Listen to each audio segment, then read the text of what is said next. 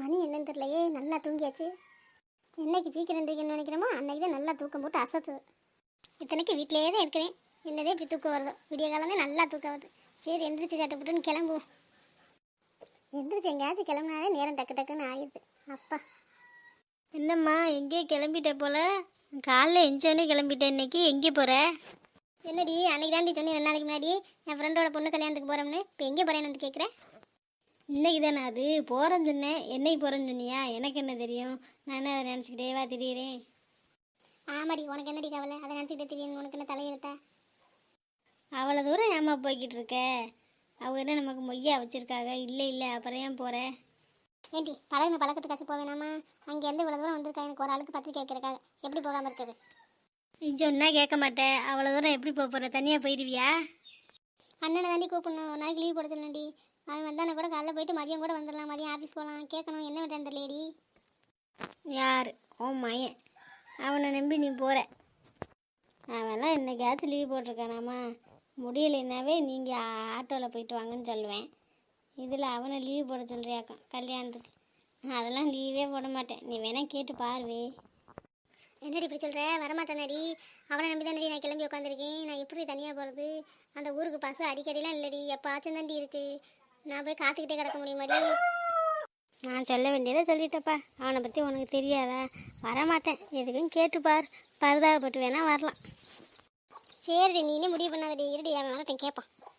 என்னடா அது இவ வேறு எப்படி சொல்லிட்டு போகிறா? வருவானு வரல, நம்ம எப்படி போய் தொலைகிறது?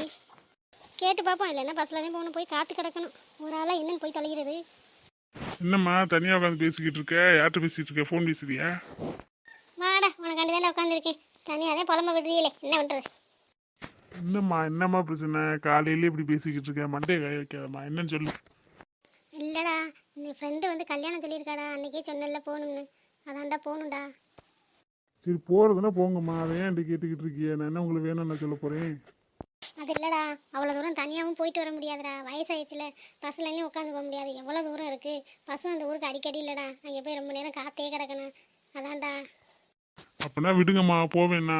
ஒன்றும் அர்ஜென்ட் இல்லை. அவ்வளோ நாளைக்குன்னு நம்ம கல்யாணம் வச்சா வரவா போகிறாங்க? என்னடா அப்படி சொல்லிவிட்ட? வீடு தேடி வந்து பத்திரிக்கை வச்சுட்டு போயிருக்காங்க அவ்வளோ தூரத்துலேருந்து. எப்படா போகாமல் இருக்கிறது? சங்கடமாக இருக்காதாடா? கல்யாணத்துக்கும் போகணுங்கிற, உன்னால் போக முடியலைங்கிற, அப்புறம் எப்படி தான் போகிறது? ஒரு நாள் லீவ் போட்டு வாடா, போயிட்டு வந்துடலாம். வண்டியில் மதியம் கூட வந்துடலாம்டா. வண்டியில் போனால் மதியம் வந்து ஆஃபீஸ் போகலாம்டா. லீவ் கேள்றா. அட என்னம்மா அது லீவு? நான் எப்போ போடுறது? லீவு வேணா நான் ஒரு வாரத்துக்கு முன்னாடியே சொல்லியிருக்கேன். நான் லீவு அவ்வளோ போட மாட்டேன்னு உனக்கே தெரியாதா? உனக்கு துணைக்கு வேணா கீதாவை கூட்டிகிட்டு போ. பஸ்லேயே போயிட்டு வாங்க 2 பேரும். காசு வேணா எக்ஸ்ட்ரா 500 தரேன். ஆட்டோ பிடிச்சி கூட போங்க. அது என்னடா அது? ஆத்திர அவசரத்துக்கு தானே கேட்குறேன். அது கூட லீவ் போடாமல் என்னடா அப்படி ஆஃபீஸ் வச்சு நடத்துறாங்க? எல்லாரும் லீவ் போட்டுட்டு தான் வராங்க. உனக்கு தான் லீவே கொடுக்கல, லீவே போட மாட்டேங்கிறேன். என்னங்க இந்தாங்க காப்பி குடிங்க, டைம் ஆச்சுல. என்னங்க நீங்கள் சாப்பிட்றீங்களா? தோசை எதுவும் ஊற்றி தரவா? எங்கேயோ வெளியில் கிளம்புன மாதிரி இருக்குது. வெளியில் கிளம்பிட்டீங்களாத்த? சொல்லக்கூட இல்லை. ஆமாம்மா, கல்யாணத்துக்கு ஒன்று போகணும். அதே உன்னை கூப்பிட்டுக்கிட்டு இருக்கேன். வரமாட்டேங்கிறேன். அதே எப்படி போகிறதுன்னு தெரிலம்மா. ஆமாத்த, நீங்கள் கல்யாணம் சொன்னோன்னு எனக்கு ஞாபகம் வருது. என் ஃப்ரெண்டோட வளகாப்பு இன்னைக்கு. மறந்தே போயிட்டேன். நான் போய் ஆஃபீஸில் லீவு கேட்டுட்டு போகணும். என்னங்க வேகமாக குடிங்க, நம்ம வளகாப்புக்கு போகணும். ஆஃபீஸ்க்கு அப்படியே லீவு சொல்லிடுங்க சரியா? நான் போய் எனக்கு லீவு கேட்டு வரேன். நீங்கள் வேகமாக காப்பியை குடிச்சிட்டு ஆஃபீஸில் லீவு கேட்டு கிளம்புற வேலையை பாருங்கள். என்னடா பண்ண போகிறப்ப? நான் என்னம்மா பண்ணுறது? இப்படி இக்கட்டான நிலைமையில் இருக்கேன். ஆஃபீஸ்க்கு வேணா லீவு கேட்டு பார்க்குறேம்மா, தரமாட்டாங்க. ஏதாச்சும் பொய்ய சொல்லிதாம்மா கேட்கணும். கேட்டுட்டு இப்போ யாரோட போகிற? என்னோட வரியா இல்லை அவளோட போறியா? நீ உனக்கு இது பழக்கப்பட்ட ஊர் தானம்மா, நீ போயிடுவ. அவள் பாவம் புதுசு. நான் அவளோட போயிட்டு வரேம்மா. இல்லைன்னா நீ கொண்டு எடுத்துருவாம்மா, புரிஞ்சுக்கம்மா. நீனாச்சும் நான் சொன்னா கேட்பேன். நான் அவள் சொன்னா எதுவுமே கேட்க மாட்டாம்மா. இந்தாம்மா உன் பையன் எடுத்துகிட்டு வர சொன்னீல்ல, பையில் எல்லாமே இருக்குது. பார்த்துக்க. உன் பர்ஸ்லாம் கிடக்கான்னு, பர்ஸு ஃபோன்லாம் கிடக்கான்னு பார்த்துக்க. அப்புறம் அதை காணும் இதை காணும்னு என்கிட்ட சொல்லக்கூடாது. அப்படி வையிடி, நானே எப்படி போகிறேன்னு தெரியாமல் இருக்கேன். நீ வேற. ஏம்மா அண்ணன் வரலையா? அவனதே கூட்டிகிட்டு போகிறேன்னு சொன்னேன். அப்புறம் என்ன தனியாக போகிறோம் புலம்பிக்கிட்டு இருக்க? சரி அம்மா, நான் போய் கிளம்புறேன். லேட் ஆச்சு. போய் லீவு கேட்டு கிளம்பணும். அது யாடி அந்த கூட்ட கேட்குறேன்? நான் லீவ் போடுறா, ஒரு நாளைக்கு தானே போயிட்டு வந்துடலாம். பதிய வரைக்கும் தாண்டி கேட்டேன். லீவ் போட மாட்டேன்னு சொல்லிட்டேன். உங்கள் பொண்டாடி இப்போ எங்கேயும் வளகா போகணுமா? கூப்பிட்டோன்னே இந்த போய் லீவ் கேட்க போயிடாண்டி. எப்படிப்பட்ட பிள்ளைன்னு பார்த்துக்க. நெசமாவா சொல்கிற? அவன் அப்படிலாம் லீவ் போட மாட்டானேம்மா. கல்யாணம் வரைக்கும் தாண்டி, அதுக்கப்புறமா இப்படி தாண்டி பொண்டாட்டி சொல்கிறத மட்டும் தாண்டி கேட்பாங்க.